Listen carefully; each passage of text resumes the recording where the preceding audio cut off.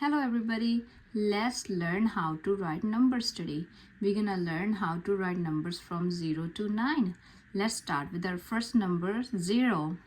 So draw a circle, don't stop like a hero, then you get a 0. Let's move on to next number. Number 1. 1 is 1 straight down, then you're done. What's our next number? Number 2, right. Around and back on a railroad track, you make a 2 just like that. Let's write our number 3. Around the tree, that's how you make a 3. Let's write our number 4. Down and over, then down some more, that's the way to make a 4. What's the next number? What comes after number 4? Number 5.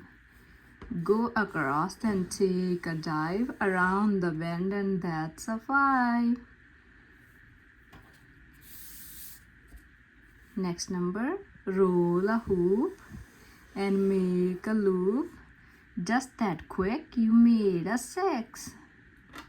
Let's write our number 7. Straight across and down from heaven. That's how you make a 7. What's the next number after number 7? Number 8. Make an S, but don't you wait. Go right back up to make an 8. Last number, number 9. Make a loop and then a line. That's how you make a 9.